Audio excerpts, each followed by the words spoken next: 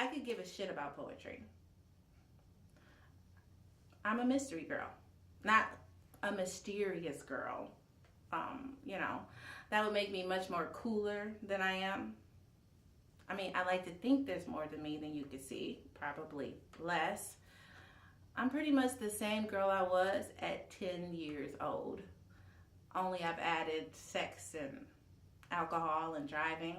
I mean, don't get me wrong, good additions. But I'm basically the same core person. The things that drove me crazy about myself at 10 still make me cringe today. I mean, we can hone our flaws, but they're still there. We are who we are. Flaws like getting off topic. That's not age. That's just me. Popcorn thinking is what my dad calls it. Ooh, what's that? Where'd you get that from? No, sorry. Right. Poetry. Zero shits. Cool. So, I like mysteries. And thanks to a mystery writer, I got a couple of poets in my head. And you remember Spencer Fire? Mm-hmm. Robert Urich and Commander Cisco back in the day when he was cool? Right, yeah, only if you're a certain age. Well, it was my mother's favorite show. And I never understood how she didn't like Moonlighting because Bruce Willis was in it and it was hilarious. But nope, it was Spencer. And I thought Hawk was pretty badass. And after they canceled the show, I ended up reading all of the Spencer books. There's like 30 of them. And the early ones are great. But here's the thing though. He likes to quote poetry. And 2 lines have just gotten into my DNA. Especially since I've gotten older. And I can feel my mortality hovering somewhere over my shoulders, whispering, "Look behind you. You're a mortal man." Well, one title of a Spencer book is Mortal Stakes. It's from a it's from a Robert Frost quote. I don't know if it's a poem. Frost says that work is play for mortal stakes. I like that. Work is play for mortal stakes. It's just one of those lines that just feels true. Even when you unpack it and it just makes no sense. Because, I mean, seriously, what poem makes sense? Anyway, well, I remember one in school. There was this guy trying to seduce this woman, and he was comparing his love to something he could see or something he would see, and he saw this flea, and he began like waxing all poetically about like how his love is like a fucking flea. And then she crushes the flea, and then as smooth as cream, he just starts making another metaphor about their love. Now that poem made sense. Dude was a player. End of day. Pop, pop! Mortality, right? Mortality. I mean, you never know what the mortal stakes are until you do. When you're young, people can just die all around you, and you're innocent, you're immortal, you're untouched. I don't know. When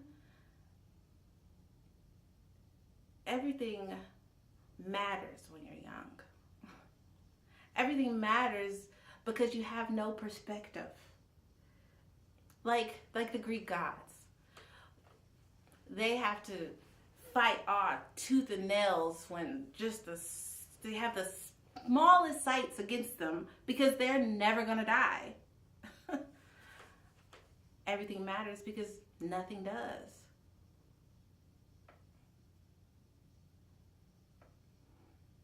mortality is the great giver of perspective.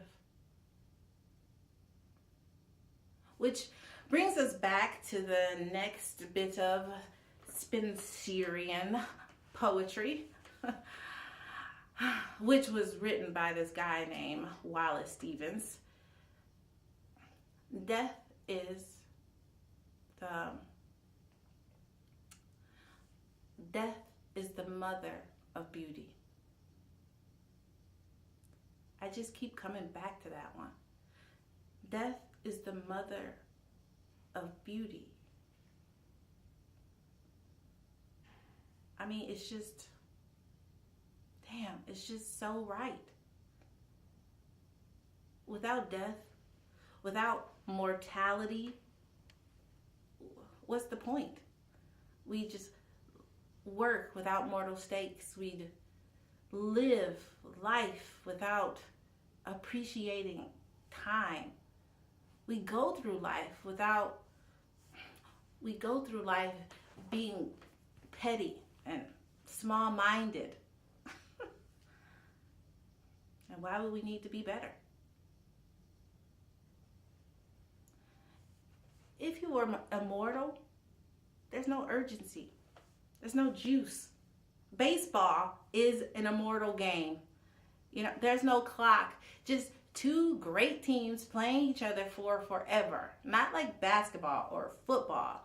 There's a clock. There's an end to it. I mean, just think about it.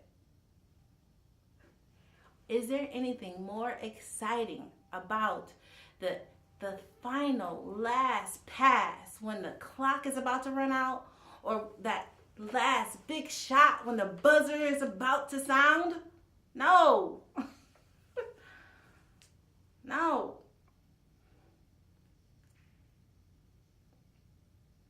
Basketball players know when the clock is ticking, that's when the best comes out of them. And I like to think that about people. I hope, I don't know though. I'm the same girl hoping to make a difference, hoping to create something.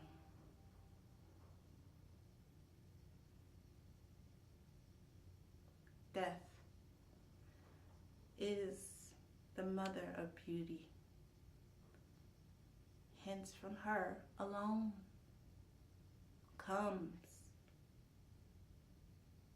fulfillment of our dreams and our desires.